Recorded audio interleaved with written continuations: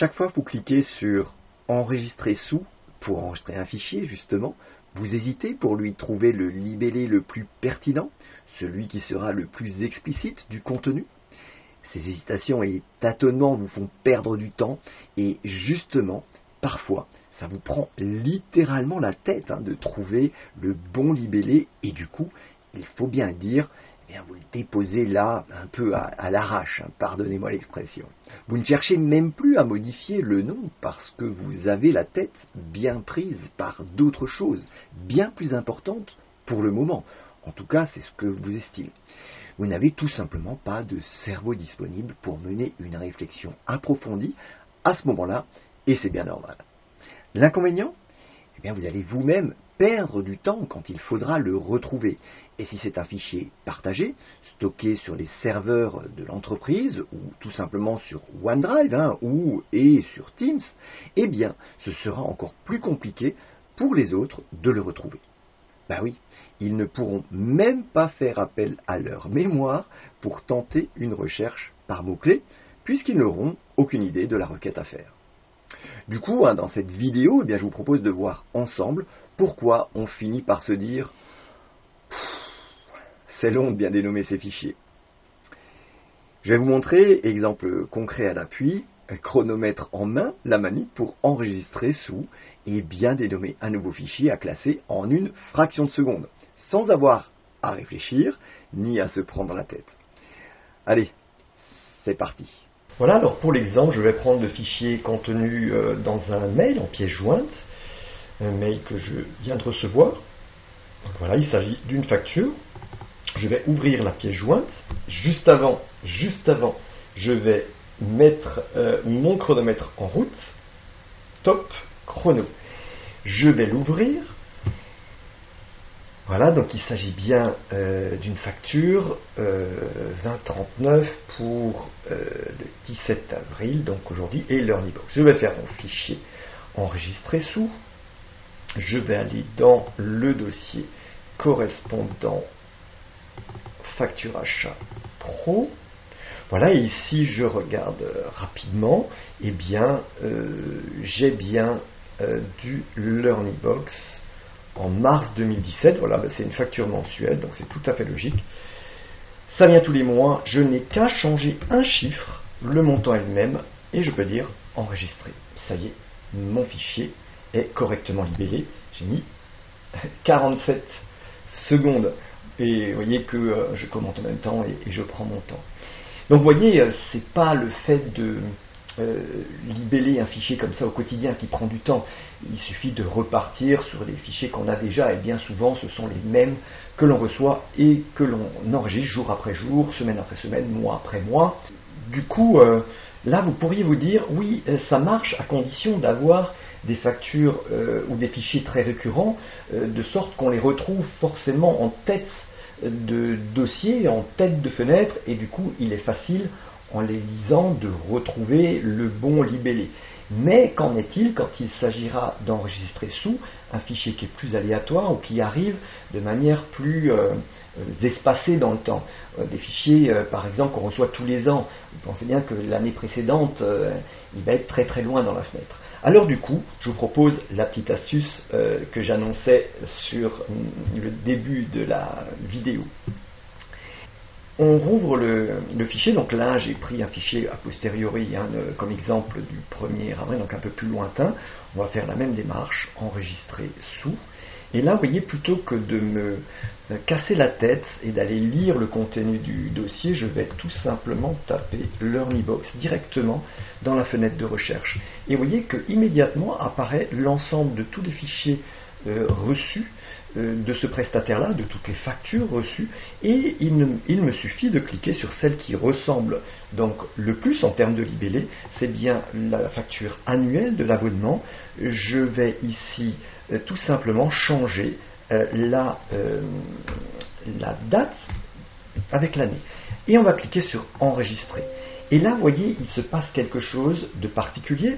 Une fenêtre s'affiche, impossible d'enregistrer à cet emplacement, choisissez un autre emplacement. En fait, ce qu'il faut comprendre par ce message ici, eh bien, c'est que tout simplement, on est dans la fenêtre du résultat de la recherche qu'on a faite, via donc l'Ernibox, et on n'est pas dans le dossier proprement dit. Donc, pour éviter là aussi d'aller dans tous les sens, eh bien, il suffit du coup de cliquer droit sur le fichier dont on veut s'inspirer du libellé.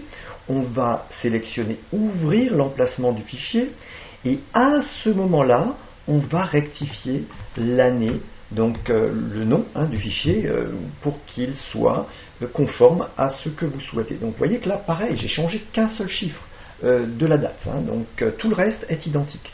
Et là, pour le coup, je peux cliquer sur enregistrer. Voilà, c'est tout simple. Donc soit on sélectionne le fichier directement dans le dossier, soit on passe par la recherche en tapant un mot-clé, ça peut être le nom du prestataire, ça peut être le montant aussi, vous savez que le montant apparaît dans le libellé de la facture, et du coup, dans la requête apparaît ce nom, on sélectionne ce nom en cliquant droit, ouvrir l'emplacement du fichier, et seulement à ce moment-là, on change le morceau du nom de fichier que l'on souhaite, on clique sur enregistrer, et c'est fait. En fait, enregistrer un fichier avec le bon libellé n'est pas long. En revanche, bien sûr, il faut que les fichiers qui se trouvent déjà dans le dossier soient bien dénommés. Et pour cela, il faut impérativement avoir bien défini en amont ce dont vous avez besoin pour rendre ce libellé le plus clair et significatif possible. Il sera même intéressant de mener cette réflexion avec toutes les parties prenantes qui auront besoin de retrouver ce fichier de manière directe ou par mots-clés.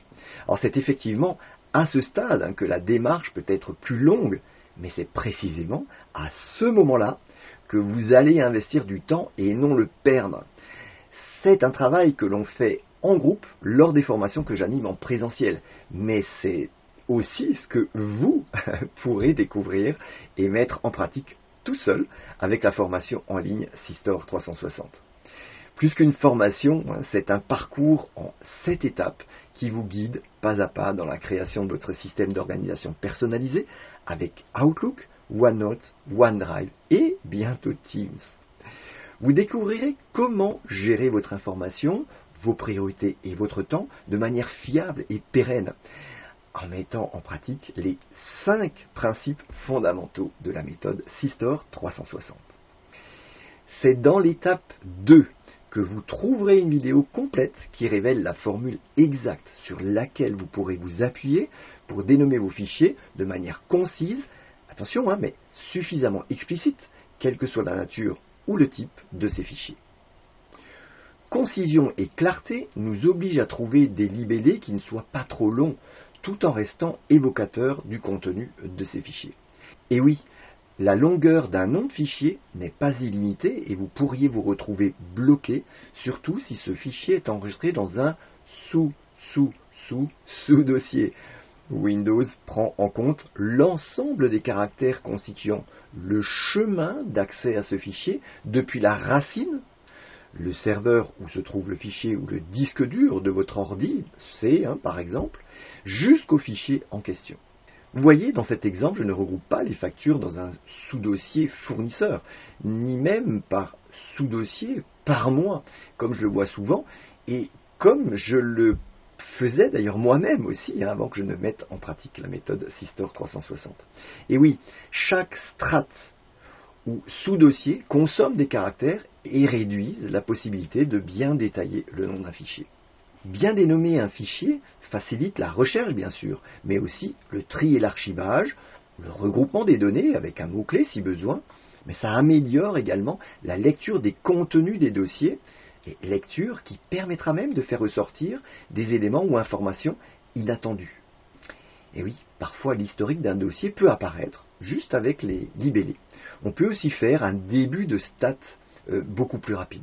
Pour résumer, ce qui peut être considéré comme long, ce n'est pas de bien dénommer un fichier au quotidien, c'est de bien définir en amont la structure du libellé en fonction de vos besoins et de ceux de toutes les parties prenantes, équipe, service, personnes travaillant sur un même projet, bref. Sistore 360 est là pour vous y aider. Vous trouverez le lien d'accès en description. Allez, sur ce, prenez soin de vous, organisons-nous, reprenez la main pour retrouver un esprit libre et serein. Salut!